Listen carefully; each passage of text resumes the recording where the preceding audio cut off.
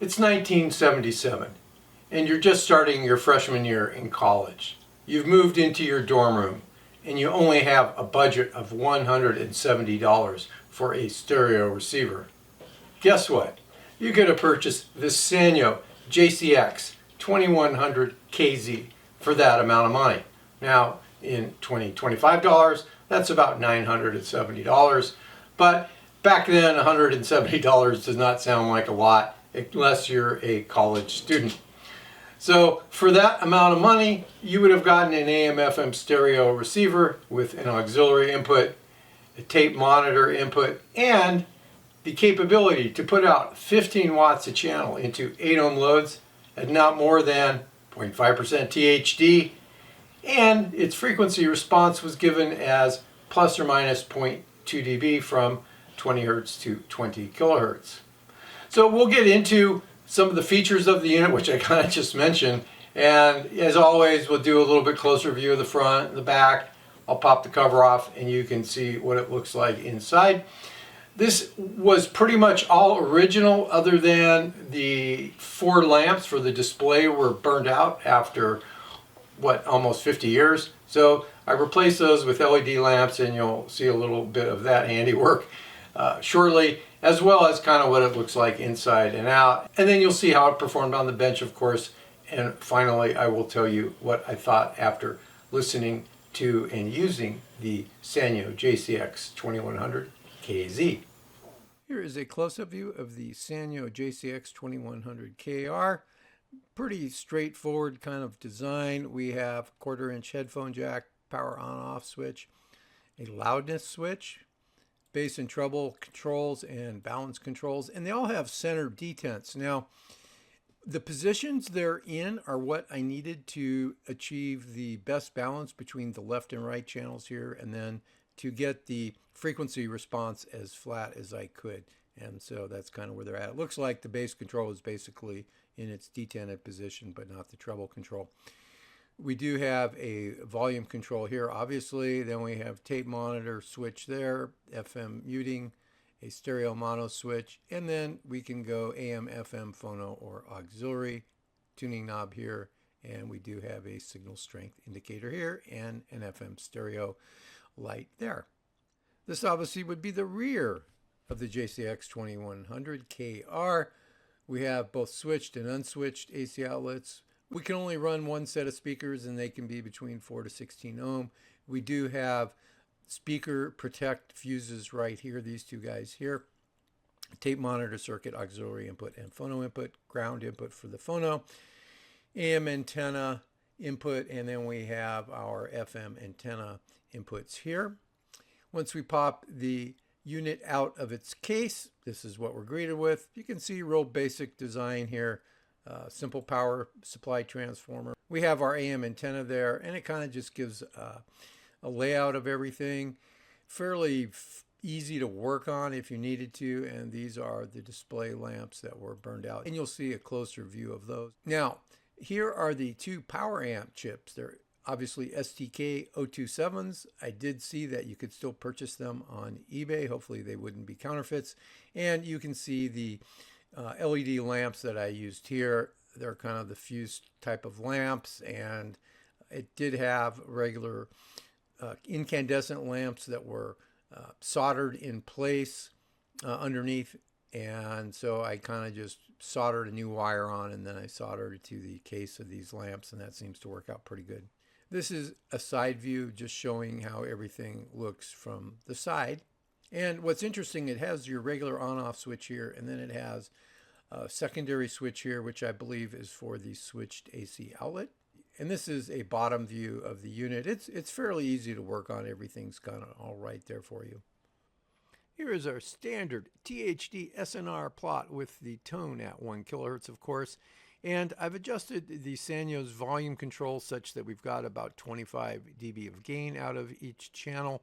And I did have to tweak the balance control a bit so that both channels were about the same.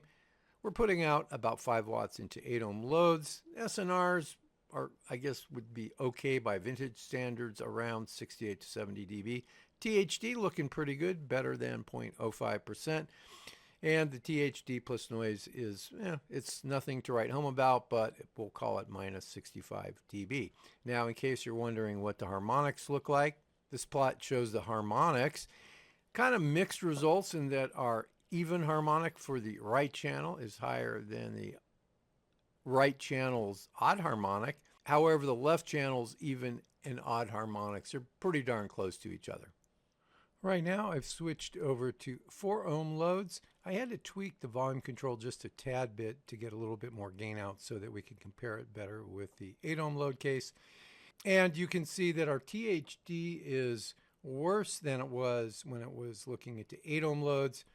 The SNR is worse, but that's going to be expected when you go from 8 to 4 ohm loads. And once again, we're still putting out our 5 watts into 4 ohm loads. The right channel's THD plus noise has gone up quite a bit. That first harmonic, that even harmonic for the right channel is much higher than the left channels, and that's what's causing this. So it doesn't like the 4 ohm load as much. Here is our 20 hertz to 20 kilohertz frequency response of the Sanyo JCX2100KZ, with it putting out about 5 watts into 8 ohm loads. The only specification for frequency response is it is between 20 hertz and 30 kilohertz. Now between 20 hertz and 20 kilohertz, I would say the left channel and right channel are plus or minus 0.4 of a dB overall. Now I did have to tweak the bass and treble controls to get this guy to flatten out. If they were in their center dedent position, it wouldn't look this good. And in the tour, you saw the positions that everything had to be set at as far as the balance control and the bass and treble controls in order to get this to be as flat as it could be. Here's the Sanyo's frequency response from 20 hertz to 20 kilohertz, with it putting out about 5 watts into 4 ohm loads. There actually is a specification for frequency response, and that is it should be plus or minus 0.2 dB across the 20 hertz to 20 kilohertz span. And we're not too far away. I would say we're at worst case about a half a dB flatness, plus or minus half a dB flatness. So it's over the 0.2 of a dB. But overall, it doesn't look that bad considering all things. And the channels are very well balanced. I did tweak the balance control to get them to be a little bit more balanced, and that is probably the only difference between the 8 ohm and the 4 ohm plots. The specification for output power on the Sanyo was that it should be able to put out 15 watts into 8 ohm loads, both channel driven at not more than 0.5% THD. Well, we are meeting that requirement in spades. I guess THD better than 0.2%. The right channel doesn't look as good as the left channel. SNRs both around 70 dB, and you can see we're a little bit over 15 watts for both of these guys. THD plus noise for the right channel is not as good. It's about 8 dB worse, and you can kind of see that with the spike right here. If I turn off the left channel, you can see how much higher the harmonic, the first harmonic, is on the right channel compared to the left channel when I turn that on, and that's what's causing this delta here. I decided to see how much power I could get out of the Sanyo before the THD hit 0.5%, and we're basically there, I would say, and we're putting out 17.6 or 18.1 watts. I could adjust the balance a little bit, but I'm not going to do that. You can see the right channel has a little bit more gain, hence the output power is a little bit higher. But basically, if we just wanted to round it off and say 18 watts, it'd be about the very most we could get out of this guy into 8 ohm loads. Right now, with the Sanyo connected to 4 ohm loads, I've increased its signal level such that I got about the max power, which we'll call it about 21 watts. We're right in the area of the 0.5% THD, and our SNRs are not very good, 46, 49 dB, and the THD plus noise minus, we'll call it 42 dB. So it's not looking very good, but if you were curious how it would do into 4 ohm loads, it gets a bit more power, but still nothing to write home about. Here is the Sanyo's THD versus frequency and output power level, and this would be into 8 ohm loads, of course, from 20 hertz to 20 kilohertz. Keep in mind the specification is that it should be better than 0.5% THD, which would basically be everything below this point here if you drew a line across. So the only one that looks really bad is the 15 watt case for the right channel, and particularly at the low end of the band, it's failing that requirement. But overall, for the other points, less 10 watts, it looks pretty good. 1 watt, it looks pretty good as far as the THD versus frequency. Here is the system noise level of the Sanyo receiver. In this case, I have the auxiliary input selected and terminated into shorts. The receiver is connected to 8 ohm loads, of course, and we're just looking at the system noise from 10 hertz to 20 kilohertz. There is really not a requirement. Well, there's kind of one that says with A weighting it should be 90 dB for the auxiliary input, but it's 90 dB in relation to what? We're just looking at dBV, what I typically have been doing, and we're at about minus 65 dBV. So most likely this will be something that I can hear as a hum or a hiss once it's connected to the loudspeakers. And I should point out that the volume control is set for 25 dB of gain at this point. Here is the Sanyo's Multitone response, with it putting out about 5 watts into 8 ohm loads. There was no specification for this, but if you kind of look at it, it's showing between 7 to 9 bits of distortion free range depending on the channel. Although there is no specification for crosstalk for the Sanyo JCX2100, here it is with the active channel putting out 5 watts into 8 ohms, and the volume control was set for 25 dB of gain. Typically, we see that at 20 kilohertz we have our worst crosstalk, and that is the case here, and it's about 33 dB or so for either the left to right or the right to left crosstalk. Here is a plot showing the Sanyo's damping factor from 20 Hz to 20 kHz. There is no specification for it, but if we use the value, let's say at 1 kHz, the damping factor is about 21.5, and at worst case at 20 kHz, it's about 17.5. Here is a plot showing what happens when you push the loudness control in, and I'm just showing the left channel, and that would be the red trace. It has almost a 6 dB boost here at the very low end of the band, maybe 40 hertz or so. It looks like it's about 6 dB. Now, the blue line right here, this would be our normal trace with everything out, and so it's kind of in reference to that line there. Right now we have a 5 millivolt, 1 kilohertz signal going into the Phono input, and we're measuring at the tape monitor output, which would be the play output, I believe. The gain of the Phono stage is about 35.5 dB. Our THD looks really good.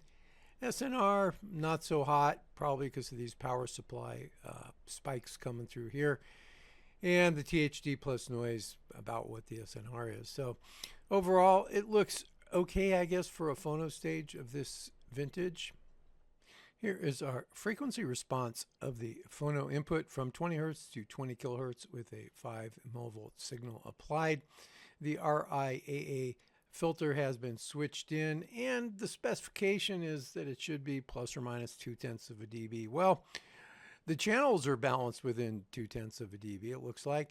The low end of the band, it's going to fail that requirement, and we're maybe a dB for the left channel and a bit less than that for the right channel. But overall, the frequency response for a Phono stage does not look too bad. I mean, it's basically, I would say, within plus or minus 0.4 of a dB worst case, except for down here at the very low end of the band below 30 hertz. Right now, what we're doing is looking at the difference between the input signal and the output signal. In this case, I'm using the auxiliary input. The purple trace would be the input, and the yellow trace is the output. And this is with it connected to 8 ohm loads. I'm just looking at the right channel.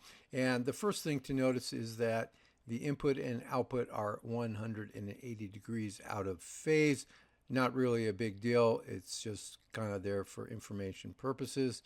So when I do my phase delta measurements, I have to invert one of the channels, which is easy enough to do with the oscilloscope I'm using.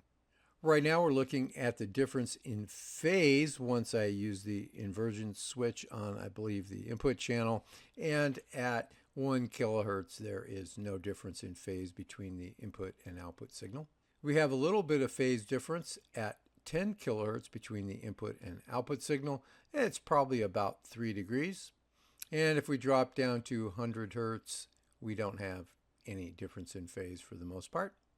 And here we have the difference in phase between the left and right channel with the same 1 kilohertz signal going into both of them. And it's maybe about 2 degrees of phase difference. And finally, we have the rise time of the Sanyo. There's no specification for this, but it's showing a rise time of 2.67 microseconds, and that's the yellow trace here. We do have a bit of overshoot on it. As you saw from its performance on the bench, this particular JCX2100KZ AM/FM stereo receiver by Sanyo did a pretty decent job. I mean, it met its requirements, at least at 1 kilohertz, of putting out 15 watts into 8 ohm loads, both channels driven at not more than 0.5% THD. When I varied the power level over frequency, there was one channel that exceeded that THD by probably double, and that was just at 15 watts, and it was at maybe the lower part of the frequency band. But other than that, it basically met its THD versus frequency requirements. The flatness was a little larger. I think it was plus or minus half a dB is what I measured versus plus or minus 0.2 of a dB, so that's really not a big thing. The phono stage performed, I thought, fairly well on the bench, so that was pretty surprising. And other than that, it's just a nice basic receiver. Now, as far as I could tell, it is all original, or it was all original, except for the 4 lamps that I replaced with the LEDs. I did clean and lube the pots before I started the testing. That's something I do, as well as some of the switches. And overall, it just looked and worked pretty good. The FM tuner seemed to work fine. I didn't try the AM tuner. Now, as far as my listening test, I connected it to my standard Wilson Watt 3 Puppy 2 loudspeakers. And the first thing I do is terminate the auxiliary inputs, in this case, into shorts, and then I just listen for hum or hiss. The volume control is set for about 25 dB gain, where I do all of my testing. And basically, there was just a little hiss. If I moved my ear about 2 feet away, I couldn't hear it. So it was low-level hiss, nothing astonishing, just kind of normal for something like this. And then I connected the auxiliary input to my DAT player and listened to a variety of music. I hit as high as 87 dB SPL levels, which is decently loud. It's not going to shake the walls, but it is a fairly loud level for most people. And, it worked really well. I wouldn't use this as a reference receiver. I don't think the sound was quite there for a reference receiver, but I don't think you're going to buy this for a reference receiver. Most likely it would be for a vintage setup for maybe a young person who's just wanting to get into vintage gear and hook up a turntable and that kind of thing, tape deck maybe even. And so it could be real good for that. Maybe you just were at a swap meet or a yard sale and you saw this and you were kind of curious what it might do, how it might sound. It would be a good thing. Now, it does use those 2 STK power amplifier chips, which I did see available on eBay for, 18, 17 bucks each. Hopefully they were not fake ones, but the seller seemed to be legitimate. So, you could repair this if those went bad, but this guy, it worked just fine. It didn't ever get hot or anything on the bench, and I thought it sounded just fine. So that's kind of my take on this. Once again, if you liked the video, thumbs up. If you have questions or comments, I always like to see those, and I try to respond back to all of them. And if you haven't subscribed to the channel, I hope you will consider doing that to help the channel grow. So, until next time, I hope you have a great day or night.